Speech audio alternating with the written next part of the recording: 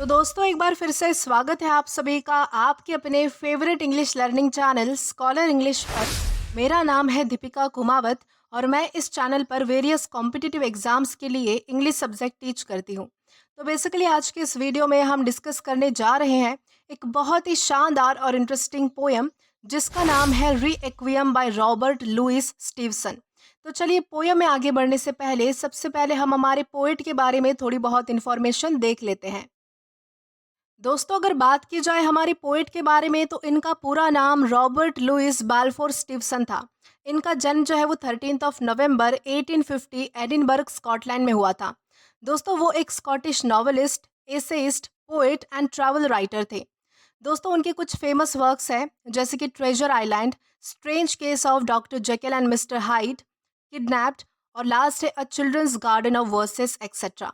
और लास्टली उनकी डेथ जो है वो 3 दिसंबर 1894 ओपोलो सामोआ में हुई थी। तो दोस्तों ये तो हमने बात की हमारे पोएट के बारे में। अब इसी के साथ हम आगे बढ़ेंगे और जानेंगे कि हमारी पोयम हमें क्या मैसेज देना चाहती है या फिर इस पोयम का मेन थीम क्या है। दोस्तों अगर बात की जाए हमारी पोयम के बारे में तो हमारी पोयम का टाइटल है रीएक्वियम, जो कि एक लैटिन वर्ड है जो यूजुअली एक डेथ के बाद की शांति की दुआ या फिर प्रेयर को डिस्क्राइब करता है। ये एक ऐसी पोयम है जो किसी की डेथ के बाद उनकी मेमोरी में पढ़ी जाती है। एक तरह से आप इसे इमोशनल गुड बाय भी कह सकते हैं। दोस्तों रीएक्वियम एक छोटी और इमोशनल पोयम है जो कि डेथ को पीसफुली एक्सेप्ट करने के बारे में है। हमारे पोएट कहते हैं कि उन्होंने अपनी लाइफ खुशी से जी है, इसलिए वो खुशी से मरने के लिए भी रेडी है। वो चाहते हैं कि उनकी कब्र एक ओपन स्काई के नीचे जहाँ पर तारे हो, नेचर हो, सुकून हो, वहाँ पर बनाई जाए। दोस्तों हमारे पोएट का कहना है कि अगर आपने ज़िंदगी सही से जी हो तो आपको मौत से डर नहीं लगता, बल्कि आप उसे सुकून भरी आखिरी रेस्ट के रूप में एक्सेप्ट कर लेते हो। तो दोस्तों ये तो है हमारी पोयम का मेन थीम। अब इसी के साथ हम आगे बढ़ेंगे और हमारी इस पोयम का लाइन टू लाइन एक्सप्लेनेशन देखकर इस पोयम को अच्छे से डिटेल में समझने की कोशिश करेंगे। तो चलिए आइए शुरू करते हैं।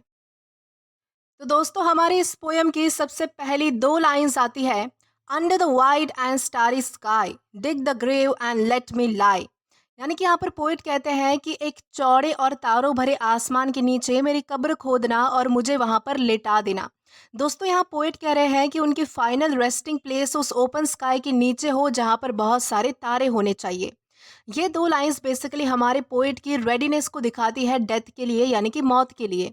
वो कहते हैं कि अब समय आ चुका है और वो बिना किसी रिग्रेट के यानी कि बिना किसी पछतावे के रेस्ट लेना चाहते हैं। यानी हमारे पोइट को डेथ से डर नहीं लगता और वो उसके लिए मेंटली प्रिपेयर्ड है।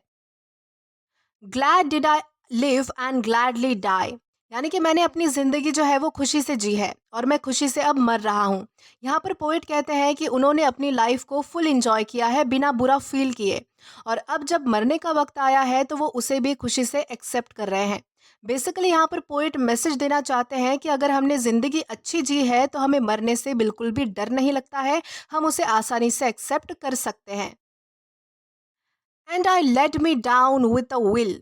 यानी कि मैं अपनी मर्जी से लेट रहा हूँ। यानी कि यहाँ पर पोइट कह रहे हैं कि उन्होंने अपनी मर्जी से बिना किसी फोर्स के शांति से रेस्ट लेना चूज़ किया है, यानी कि डेथ की तरफ जाना चूज़ किया है। यानी कि पोइट ने अपनी ज़िंदगी और मौत दोनों को अपनी मर्जी से एक्सेप्ट किया है। उनको जो है वो किसी ने फोर्स नहीं किया है। फोर्सफुली उन्होंने कभी भी अपनी लाइफ में कोई काम नहीं किया है, चाहे वो जीने को लेकर हो या फिर मरने को लेकर हो। उनकी डेथ, उनकी लाइफ उनका डिसीजन था। देन इसके बाद है, this be the verse you grave for me, here he lies where he long to be. यहाँ पर हमारे पोइट कहते हैं कि ये लाइन मेरी कब्र पर लिख देना कि यहाँ वो लेटा है जहाँ वो हमेशा रहना चाहता था। पोइट चाहते हैं कि लोग उनके ग्रेव पर यानी कि कब्र पर ये लाइन लिखे एक ट्रिब्यूट के तौर पर, एक श्रद्धांजलि के तौर पर। उन्हें कोई लंबी लंबी स्पीच नहीं चाहिए, बल्कि ये एक छोटी सी लाइन चाहिए। यहाँ पोइट हमें बताना चाहते हैं कि अगर किसी को उसकी फेवरेट जगह पर सुकून मिले तो वो डेथ भी पीसफुल लगने लगती है। तो इस तरह से यहाँ पर बताया गया है। देन हमारी लास्ट टू लाइंस है, home is the sailor home from sea and the hunter home from the hill. यानी कि यहाँ पर बताया गया है कि बेसिकली सबसे पहले तो ये जो लाइन है, ये दो लाइंस, ये एक मेटाफर है। दोस्तों यहाँ पर पोएट कहते हैं कि जैसे एक सेलर सेलर का मतलब होता है समुद्र में काम करने वाला, थककर जब वापस घर पर लौटता है, वैसे ही वो जो है यानी कि हमारे पोएट जो है वो अपनी लाइफ की जर्नी के बाद अब रेस्ट कर रहे हैं। और उसी तरह जब एक हंटर यानी कि शिकारी सफ़र में थक कर अपने घर पर लौटता है तो उसका सफ़र खत्म हो जाता है। उसी तरह पोएट कहते हैं कि उनकी लाइफ के स्ट्रगल भी अब खत्म हो चुके हैं और अब वो रेस्ट में है यानी कि आराम कर रहे हैं। दोस्तों यहाँ पर मैसेज दिया गया है कि लाइफ के स्ट्रगल के बाद डेथ यानी कि मौत एक सुकून भरा मोमेंट होता है। तो इस तरह से यहाँ पर जो है वो बताने की कोशिश की गई है। दोस्तों पोयम काफ़ी छोटी थी लेकिन बहुत ही ज़्यादा इंटरेस्टिंग और बहुत ही ज़्यादा ब्यूटीफुल और अच्छा मैसेज कन्वे करने वाली ये पोयम थी। तो आशा करती हूँ कि आपको ये पोयम अच्छे से समझ आई हो और पसंद भी आई हो।